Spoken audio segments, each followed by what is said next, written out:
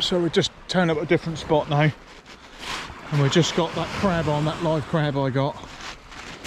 I've got some of my own crabs in it. We've just cast it out.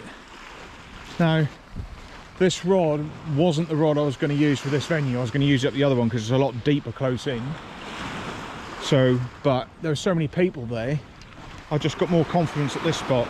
Unfortunately, there's some people to my left. Nothing much I can do about that. All you can do is hope that they don't know what they're doing and they're using shit bait. But we've got a whole crab on here, and 12 foot, 3 ounce lead. There's no wind.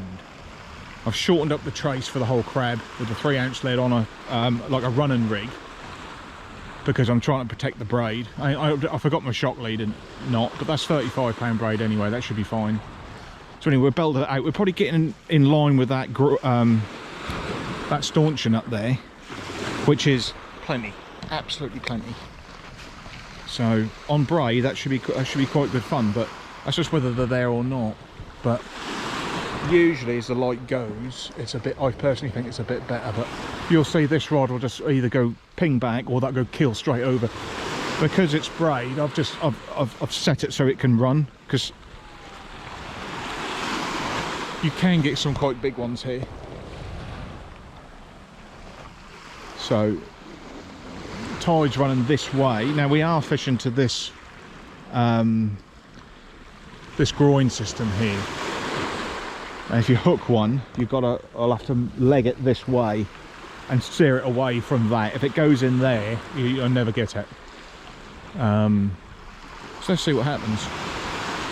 But so we've got my limited gear in there, got a hat, woolly hat, I've got a drink in there, a few biscuits, and I got my crabs in here. I'm just keeping an eye on the rod, because usually you'll hear it keel over or something. I'll just show you what bait I got. I've got a bit of mackerel as well, because I'll try a mackerel at low water, which is about midnight tonight. This is the crab we got, just ordinary hardbacks, look. Andy's bait, shore crab, look. Fish them whole for a big one. And just, I've got a baiting needle in there, which I've just pierced the shell just to get a bit of the scent out. So we're just sometimes I like going fishing, not bringing too much crab. So you could say we're a little bit ill prepared, but if you've got one rod doing the right thing and they're here, that's all you need. So you could get a bass like this as well off a hardback.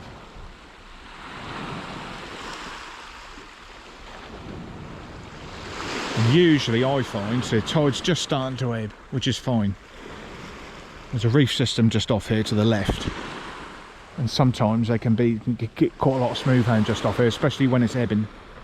But usually when there's a lot of water in the bay, I think last time I had one was when the tide had gone down probably another 10 metres or so. Pretty much when I got to the beach, but you never know if they're here.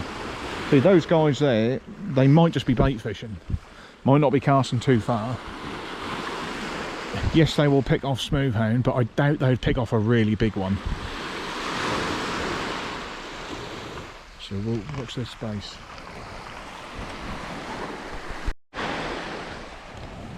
So, not had a bite yet.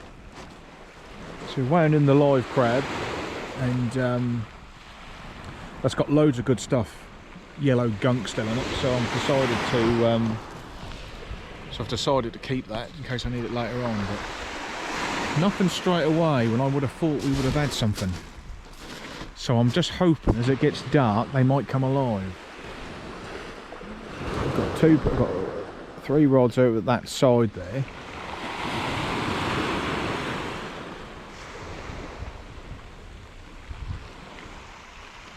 But we're not using any worm baits or anything like that. It's flat calm. This is crying smoothhound territory. I'll be bloody surprised if we don't get one. But they are, you never know. I mean, I've had them all the way down on the ebb tide here on lugworm. It's just whether they're there or not. I had one about a week ago. I know smoothhound are in the area, so even if it's like there's not that many of them, you'd still expect to pick up 1 or 2 maybe. So I streamlined the bait. I forgot to show you, but I just snipped it in two, and I put it on a slightly stronger hook because the fine wire hook was just bending slightly, just trying to get through that crab. So I noticed the frozen hardbacks are a lot softer, full of gunk. But I think when you've got a live crab, the shell's still got its massive sort of armoury and integrity, as where when it's died or frozen, it loses it and it defrosts. It sort of loses that sort of natural sort of armour. Still bloody tough, but nothing like a live one.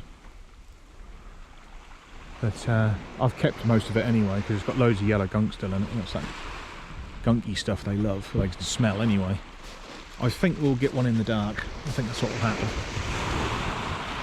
I've come a bit ill-equipped really with this gear, but at least the bait will last anyway, just fishing like this. That's it, right away at the bottom time. There's plenty of people fishing over there, look.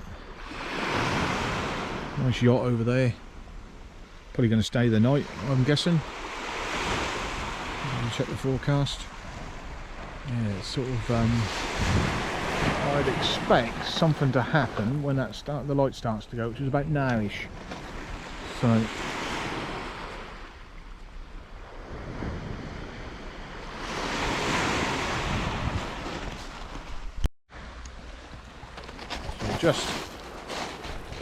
this is the bait that. That's what I do. Short trace, because I've got to maximise my casting with that outfit there. So for a quick sort of changeover with bait, I've already got one. I snipped that other one off. This one's pre-prepared. Got all the cotton round there, and the hook is well clear there. If you don't sort of pull it right out like that, sometimes it can bury itself right in here. It can do a kiss of death. So that's just the gunge, plenty of cotton around there. It's just with fishing with one rod, if you don't do something like that, you can spend a few minutes baiting up, and that's when you're not actually fishing. So it can, I find you wind it in, snip it off, tie it on, cast, and that's as quick as I can do it anyway. You can get clips and things like match fishermen, they have them all sort of just clip it on and stuff like that, but I've not done a lot of match fishing, to be quite honest, so I just sort of do it best way I can really. But nothing yet. I'm surprised because there's plenty of water in the bay, it's flat calm. So I had a crab from around the corner, so I know there's some crabs about.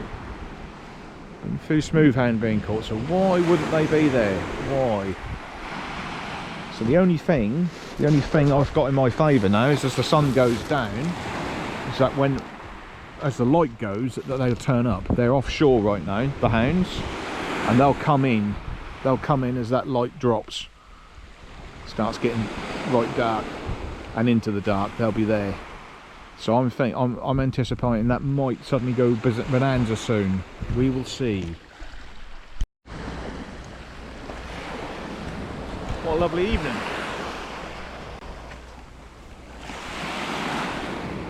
Light's just starting to go. I'm in two minds whether to swap the bait over right now or give it another 5 or 10. Crab baits do generally last quite a long while. Bit more longer than you would think, so there's no real rush as long as you have a cast while there's a bit of light, as the last cast before darkness. We've had 2 casts so far, they've gone well. No wind knots on the Pen. What's this? This is a Pen Battle 3, I think. It's a sturdy little reel, that. And so far so good.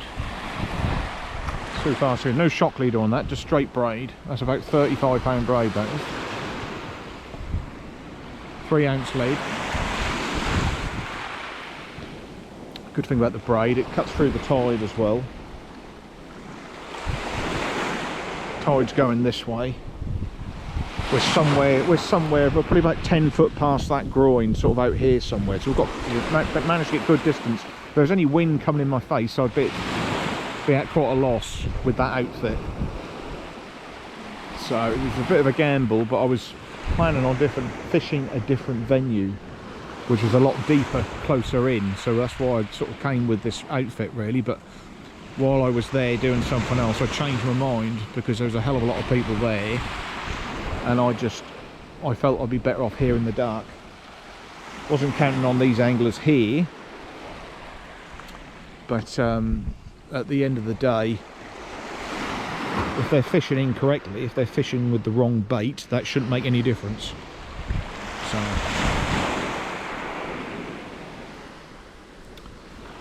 So we'll just see if the hounds come in. It's the right conditions. You won't get it better than this for a hound. I can tell you that now. This is optimum conditions, right time of year. So the only thing I can think of is that they'll turn up when the light goes. Fingers crossed. If not, back to the drawing board.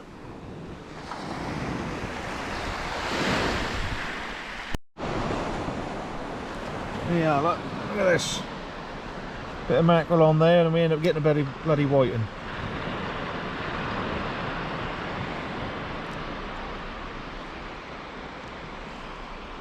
Put him back. 5-0 hook.